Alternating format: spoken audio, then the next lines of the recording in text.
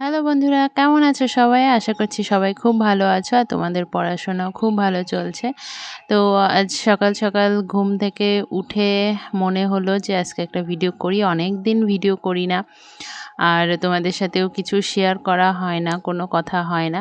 তো ভাবলাম একটা ভিডিও করি, তোমাদের সাথেও শেয়ার করব আর গল্পও হয়ে যাবে।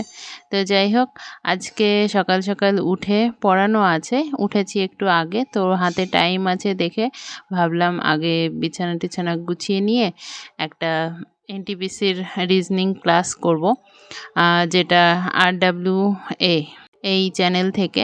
তো ভিডিও দেখে, যেহেতু রিজনিংটা আমি বেশি করি, তো সেজন্য ভিডিও থেকেই করলাম। আর তারপর 1 ঘন্টা মতো ভিডিও আছে, ওটা করে যাব পড়াতে। অনেক দিন থেকে ভিডিও করি না আমি, আর তোমাদের সাথে শেয়ারও করি না। তো সেইভাবে অ্যাকচুয়ালি ভিডিও করা হয়ে উঠছিল না, আর একটা কারণও ছিল ভিডিও করা ছাড়ার। কারণটা বলছি, তবে একটা জিনিস আমি রিয়েলাইজ করলাম, আমি যখন তোমাদের সাথে পড়াশোনা বা যে কোনো বিষয়ে ভিডিও শেয়ার করি, তখন একটা স্ট্রং একটা কনসিস্টেন্সি মেনটেন হয়।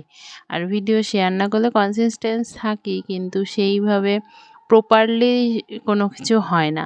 যেমন ভিডিওতে থাকলে আমি properly daily routine properly complete করি, এবং ডেইলি একটা থাকে যে না, আমাকে পড়তে বসতে হবে, ভিডিও করতে হবে, এরকম একটা থাকে। তোমাদের সাথে শেয়ার করতে হবে, তোমাদের মোটিভেট করতে হবে।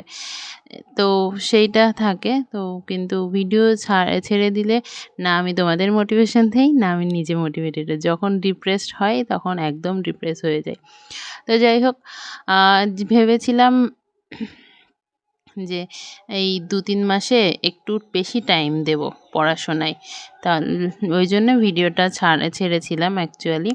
মানে এমনি আমি নর্মালি তো 6 থেকে 7 ঘন্টা পড়ি, সেটা তোমরা জানো।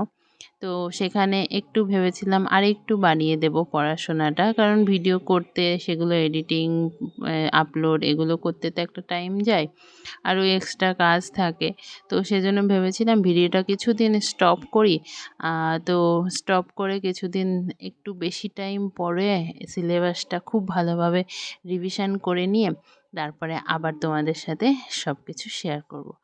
কিন্তু ওই যেটা ভাবলাম সেটা হয়নি, কারণ যে দেখতাম যে টাইমটা এক্সট্রা পাচ্ছি সেই টাইমে অন্য একটা কাজ চলে আসছে। যদিও একদিন হচ্ছে, পরের দিন আর হচ্ছে না, এরকম হয়ে যাচ্ছিল। তো তারপরও অনেক চেষ্টা করলাম, অনেক দিন ধরেই চেষ্টা করলাম, চেষ্টা করেও হলো না যখন, তখন ভাবলাম না ফালতু, আহ, মানে যদি ভিডিওর সাথে থাকি তাহলে একটা কনসিস্টেন্সি থাকে যে না আমাকে টু ডু লিস্টটা কমপ্লিট করতেই হবে, এরকম একটা থাকে, থাকে। কিন্তু যখনই নিজে নিজে পড়াশোনাটা করছি না, তোমাদের সাথে শেয়ার করছি না। হ্যাঁ, অনেকে হয়তো বলবে আমাদের দেখানোর জন্য করছি, তাও তো পড়ছি, দেখানোর জন্য হলেও তো পড়ছি। তো তখন একটা মনের মধ্যে জেদ থাকে যে না আমাকে এটা কমপ্লিট করতেই হবে। কিন্তু অন্য সময় মনে হয় ঠিক আছে, আজকে হলো না তো কী হয়েছে, কালকে ওটা কভার করে নেব। তো এই যে কালকে কালকে করতে করতে যে জমে যাচ্ছে, সেই জমাটার কভার করতে পারছি না শেষ পর্যন্ত। তো যাই হোক, সকালে ওই রিজনিংয়ের ক্লাসটা করে পড়িয়ে এসে স্নান টান করে বসেছিলাম জিকে নিয়ে। তো জিকে আজকে ফিজিক্স আর বায়োলজিটা পড়ছি। ফিজিক্স আর বায়োলজিটা কমপ্লিট করে তারপরে অন্য সাবজেক্ট ধরবো। আবার ফিজিক্স আর বায়োলজি তাড়াতাড়ি হয়ে যাবে সেজন্য। আর আমি চেষ্টা করব 1 মাসের মধ্যে আবার সিলেবাস নতুন করে কমপ্লিট করার, রিভিশন দেওয়ার। তো শুনছি সেপ্টেম্বরে পরীক্ষা হবে WBP।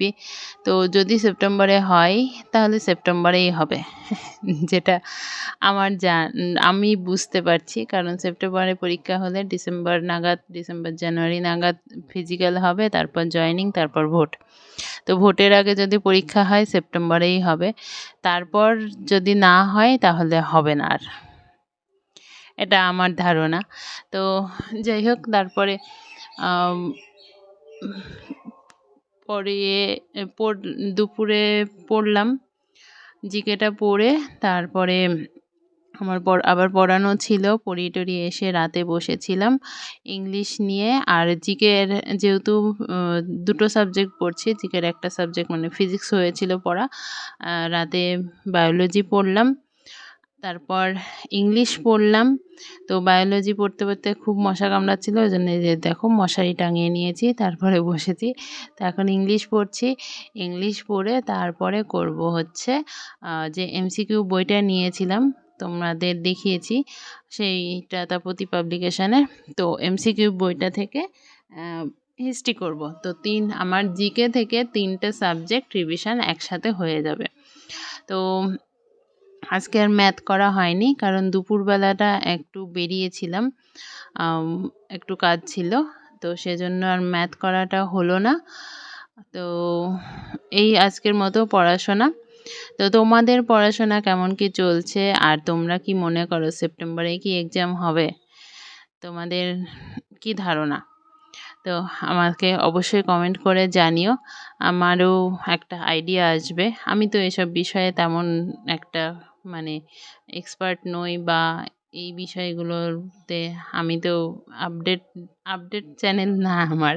তো এইসব বিষয়গুলো আমি খোঁজখবর একটু কম রাখি, এই ইউটিউবে যা আসে সেইটাই দেখি, যে যা বলে সেটা শুনি, তারপর যা হয় হবে, যখন হয় হবে, এই একটা ধারণা। কারণ আমার একটা ইয়ে আছে যে পরীক্ষার নিশ্চয়ই 1 মাস 1.5 মাস আগে নিশ্চয়ই জানাবে আমাদের যে অমুক ডেটে পরীক্ষা হবে। এমনটা নয় 1 সপ্তাহের মধ্যে, অনেকেই বলে 1 সপ্তাহের মধ্যে পরীক্ষা ডেট দেবে, 1 সপ্তাহের মধ্যে পরীক্ষা নিয়ে নেবে। এটা মনে হয় না পসিবল, আমার যেটুকু ধারণা। কারণ 1 সপ্তাহ আগে ডেট দিয়ে 1 সপ্তাহের মধ্যে জানি না, হতেও পারে, বলা যায় না।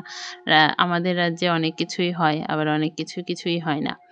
তো যাই হোক, তো তোমরা জানিও, আর তোমরা কিন্তু পড়াশোনা ছেড়ো না। যদি সত্যি 1 সপ্তাহের মধ্যে পরীক্ষা হয়ে যায় তাহলে কিন্তু বিপদে পড়ে যাবে। তো এতদিন ওয়েট করে একটা রিক্রুটমেন্ট আসলো, সেটার জন্য 2 বছর ধরে ওয়েট করার পর যদি সেইটাতে কোয়ালিফাই করতে না পারো, তাহলে আবার পরবর্তী রিক্রুটমেন্ট কবে আসবে, তার পরীক্ষা কবে হবে, ভোট হয়ে গেলে কিন্তু আর রিক্রুটমেন্ট হবে না, পরীক্ষাও হবে না, যদিও ফর্ম বেরোয় পরীক্ষা কিন্তু হবে না।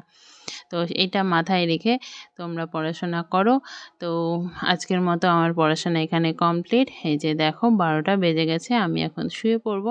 আর এটা কিন্তু রাত, ওই যে দেখো বাইরের অন্ধকার। তো আজকের মতো টাটা, ভালো থেকো, সুস্থ থেকো, গুড নাইট।